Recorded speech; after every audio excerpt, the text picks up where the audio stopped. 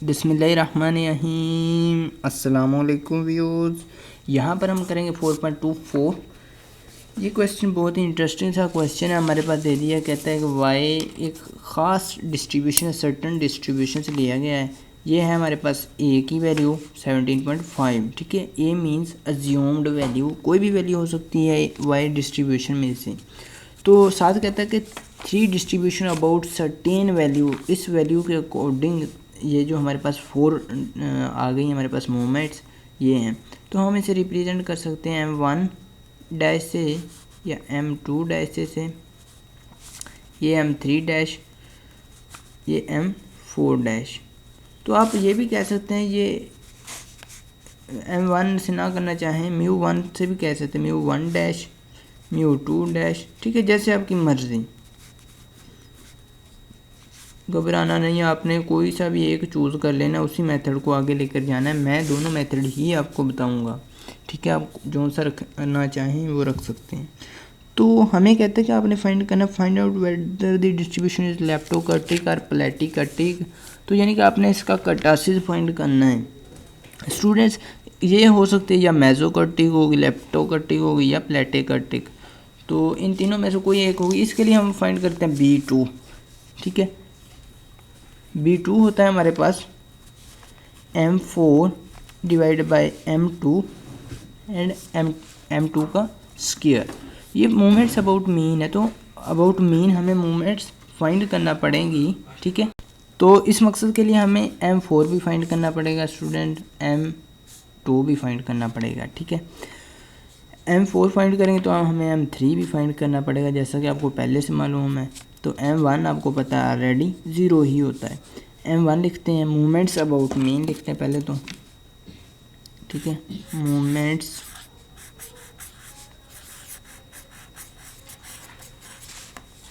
About mean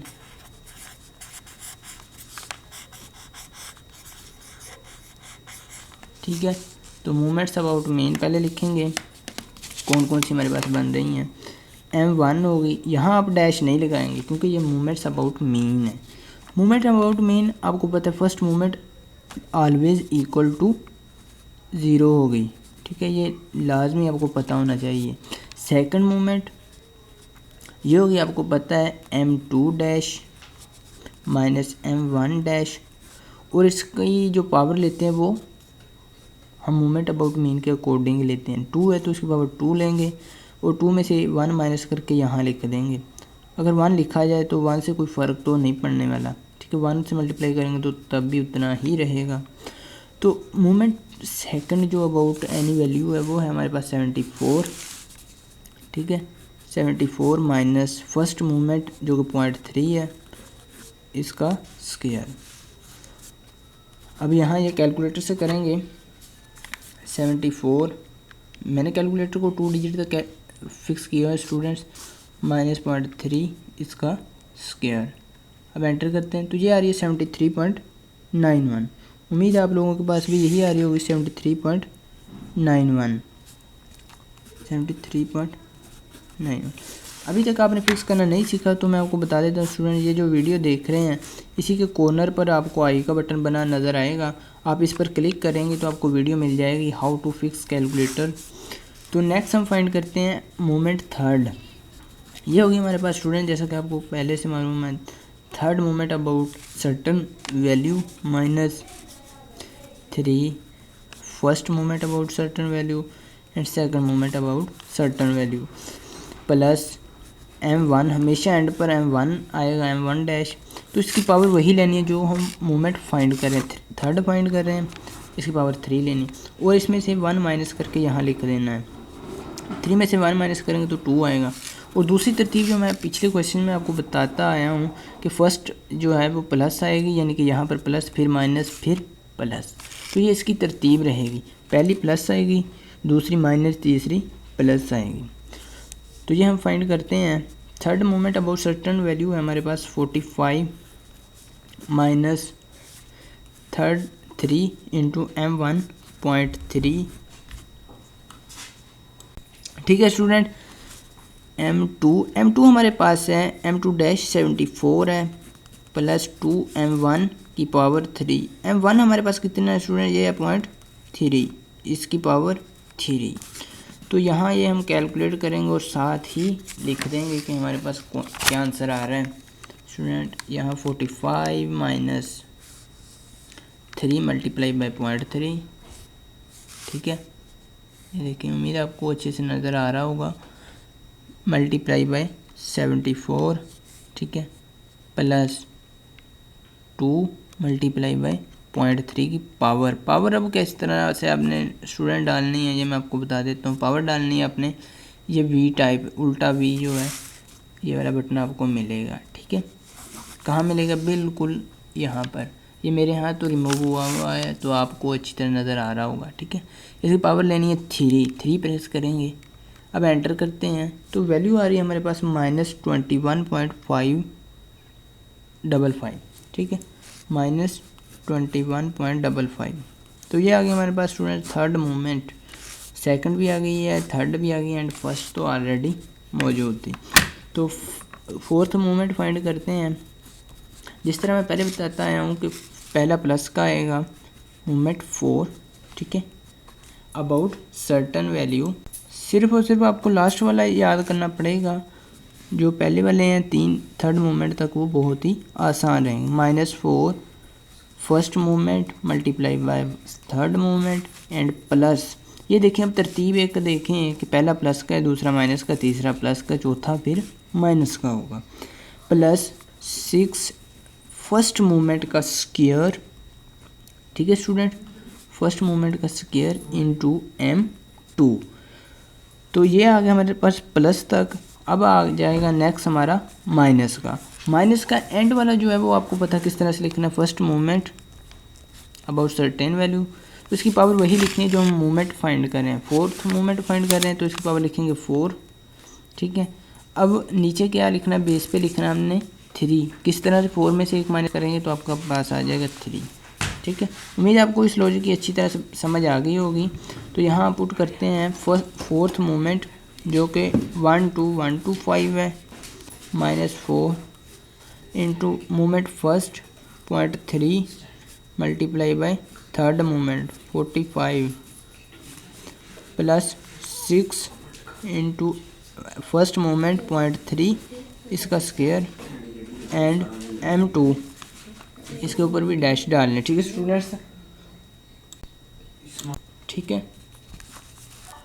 6 into second movement about certain value, ये है हमारे पास 74 एंड -3 फर्स्ट मूवमेंट की पावर 4। फर्स्ट मूवमेंट हमारे पास स्टूडेंट 0.3 की पावर 4। तो ये देखते हैं हम हमारे पास क्या आएगा। फोर्थ मूवमेंट का आंसर यहाँ पर लगा देंगे जो भी हमारे पास आएगा।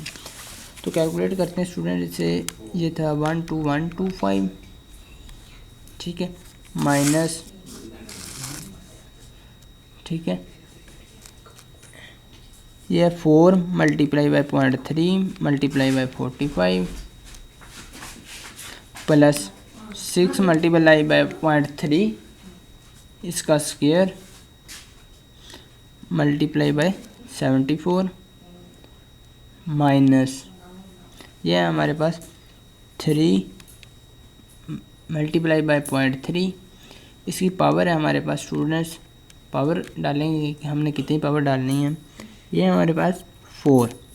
अब एंटर करते हैं तो स्टूडेंट ये आ रहा है हमारे पास 12110.94। उम्मीद है आप लोगों के पास भी यही आ रहा होगा, ठीक है। ये यहाँ पर लिख देते हैं 12110.94। तो ये आ गया हमारा फोर्थ मूवमेंट का आंसर। अब नेक्स्ट हमने फाइंड क्या करना था स्टूडेंट, फाइंड जो इसमें करने की चीज़ उसने बताई थी कि ये डिस्ट्रीब्यूशन प्लाटिकर्टिक है या लेप्टोकर्टिक। इस मकसद के लिए हम फाइंड करते हैं B2, जिस तरह मैं पहले ही जिक्र कर चुका हूँ। ये होता है हमारे पास M4 डिवाइड बाई M2 का स्क्वायर। तो ये आएगा हमारे पास M4 कितनी है मूवमेंट, ये वाली है 12110.94 डिवाइड बाई M2 हमारे पास मूवमेंट सेकंड आई थी यहाँ पर 73.91, इसकी पावर थी हमारे पास टू लेंगे क्योंकि फार्मूला में सेकंड मोमेंट की पावर है 2, तो इसकी पावर ली हमने नीचे वाले की 2। अब यहाँ देखते हैं 1211 0.94, ठीक है, डिवाइड बाय 73.91 की पावर 2। अब एंटर करते हैं, ठीक है स्टूडेंट। यहाँ पर और देखिए स्क्वायर नहीं हमें अभी, तो यहाँ पर डालना चाहिए था 1, ठीक है, 73.91 इसका स्क्वायर। अब एंटर करते हैं वैल्यू, तो स्टूडेंट ये आ रहा है हमारे पास 2.22, ठीक है, 2.22 आ रहा है। अब बी आ रहा है हमारे B2 आ रहा है हमारे पास 2.22। अब यहाँ एक और चीज़ देखें, B2 हमारे पास जो आई वैल्यू इसकी B2, ठीक है, ये 2.22 थी। ये क्या ग्रेटर है या लेस है? ये लेस है स्टूडेंट 3 से, ठीक है, 2.22 लेस है 3 से। तो इसका मतलब है ये जो हमारे पास डिस्ट्रीब्यूशन है ये प्लेटिक कार्टिक है। हम लिख सकते हैं so the given information of a certain distribution is platykurtic. Platykurtic लगा देंगे यहाँ पर, ठीक है।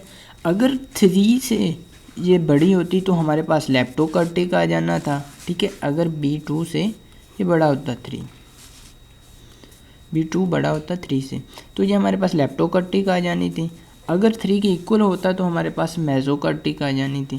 तो रिसेंटली जो हमारे पास है ये है प्लेटिक कार्टिक, ठीक है स्टूडेंट। उम्मीद है आपको इस बात की अच्छी तरह समझ आई होगी, तो कमेंट सेक्शन में लाजमी बताइएगा। मिलेंगे नेक्स्ट वीडियो में एक नए लेक्चर के साथ। अगर चैनल के न्यू मेंबर हैं चैनल को सब्सक्राइब लाजमी कर दीजिएगा। तब तक के लिए अल्लाह निगहबान।